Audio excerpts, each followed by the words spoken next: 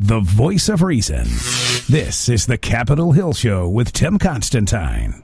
Hi, everybody. It's Tim Constantine with the Capitol Hill Show, joined now by Ambassador John Bolton. Ambassador, how are you? Glad to be with you. Thanks for having me. Thanks very much for being here. A lot going on, and maybe most notable, and I'll tell you, it's hard to pick what would be most important, but the negotiations with Iran and the ongoing tussle with Israel.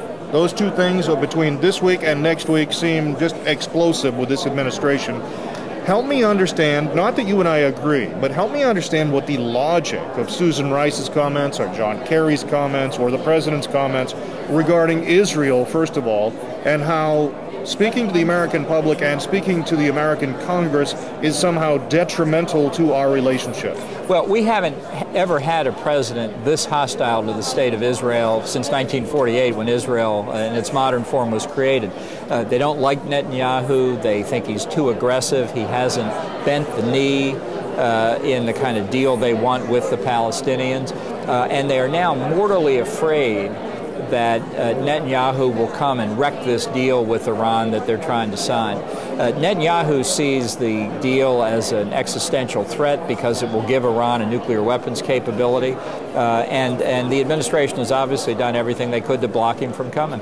John Kerry, who just 10 days ago was being hollered at by the representatives of Iran and apparently was open and welcoming to the hostility, this week was quoted as saying, we should not trust the judgment of Netanyahu because he had been supportive of the Bush administration and their war in Iraq. And yet, first of all, he wasn't prime minister then, but second, John Kerry voted in favor of the war in Iraq, so should I not trust his judgment as well? Where is the logic? Yeah, look, Netanyahu and the Israeli government have been briefed on the course of these negotiations with Iran right along. Now, in part of the fit of pique that the administration's having, they said that Netanyahu or his people had leaked out what they were briefed on, and so they were going to stop briefing him on the negotiation.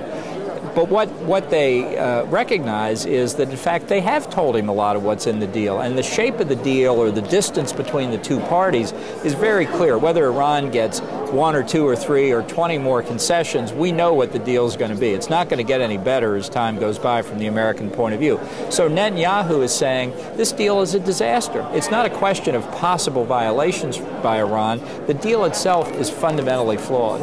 You understand, and I understand, that the role of the president and the administration is supposed to be doing what's in the best interest of the United States first, our allies, like Israel, second. And so, can an argument be made that a nuclear Iran, while maybe not ideal for Israel, is somehow better for the United States? Only if you're delusional. I think every additional country that gets nuclear weapons poses another threat, if not to us directly, to others because of the proliferation incentive that it provides.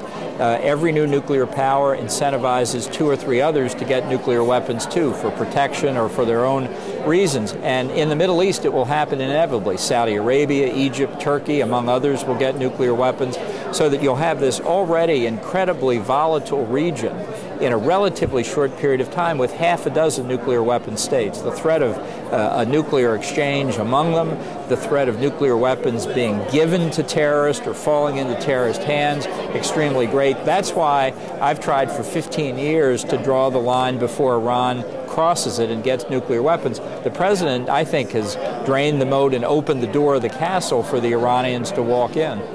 Typically, the American public makes decisions at election time based on the economy. If things are good, they're happy. If things are not so good, economically speaking, they're not happy. And yet right now, more attention, maybe than any time in my lifetime, is being paid to foreign policy, to our weaknesses, whether that's a poor relationship with Russia, whether that's trouble in the Middle East, whether that's our military being weakened. Are we headed in the wrong direction? I think the answer to that is yes. But how far are we headed, and can the next president of the United States turn that ship? It's a big ship. How rapidly can the president turn that back? Well, I think if we could elect a real president in 2016, certain things could be done immediately. I think the psychological change would be enormous. It would be comparable, in my view, to Reagan after Jimmy Carter. Now, Reagan still had a lot of work to do, building the defense budget back up and other steps that would take a number of years, and the same will be true here. But I think it's very important that, that in the 2016 election we have a full and robust debate on national security issues. I really think on this score, the citizens are out ahead of their leaders. They understand we're facing threats. They want leaders who are going to protect the United States. They're ready for this debate. If you choose to run for president in 2016, what do you bring to the table that is better, that is different than the other dozen candidates that may run? Well, you know, number one is the focus on national security affairs. But here's a fact that has become little known in the Obama administration. The president is actually the head of the executive branch of the federal government.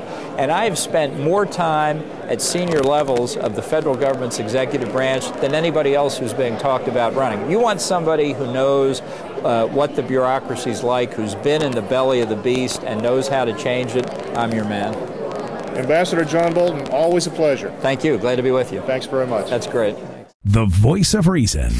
This is the Capitol Hill Show with Tim Constantine.